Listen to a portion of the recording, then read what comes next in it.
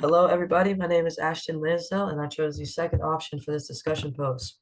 So first off, can adult bones grow from exercise? And the answer is yes. The bones will go through appositional growth, which is where the bone grows in width, not in length, because the adult bone has already gone through its full length.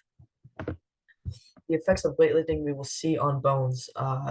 We will see more osteoblast cells, which is where the osteoblasts add new bone matrix to the outside of the diaphysis, while on the other hand, you will see less osteoclast cells, which are there to remove older bones, but in this case, there will be no old bone to remove, so you will see less of those, and then you will see more of a mineral matrix and more bone density within the bone. And then it is found that a weightlifter will have a thicker and stronger bone structure than a jogger does in its arms, just because there is more mechanical stress being placed on the arms of the weightlifter. Next, we have sedentarism and the effects on its bones. So this is just where humans are very inactive and there will be no mechanical stress being placed on their bones. So the bones will reduce in density, become very brittle, fragile, and very weak.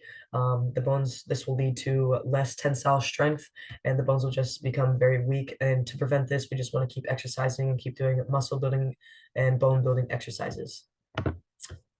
Here are the recommendations for exercises for each individual and its age group. So adults, it is found for them to have at least 150 minutes a week of moderate activity with at least 2 days of muscle strengthening exercises. This should all be spread out throughout the week, not all in one day.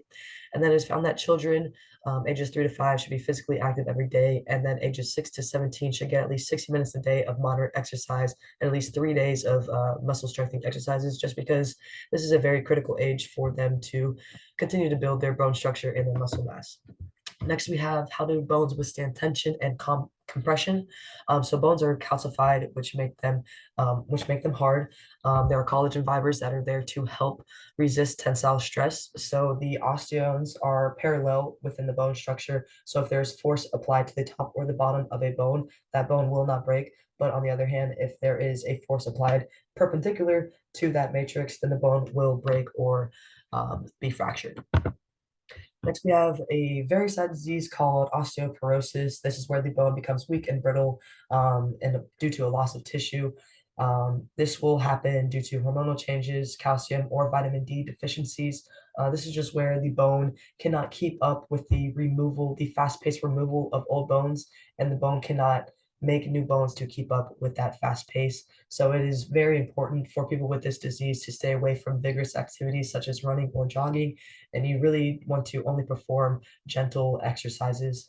And then people with this disease are mostly found in older people. They are more susceptible to falling due to all the stress placed on their bones and their skeleton. So if they do fall, they will be more susceptible to a broken hip rather than a broken shoulder, just because of all the stress placed on the hips. And here's a good visual of osteoporosis. Here you will see a normal bone matrix, very dense, very structured. And on the other side, you will see osteoporosis and that disease, how it is just very holy, not dense at all, and just not structured. And it will not support the stress of the human skeleton. And that is all I have. Thank you.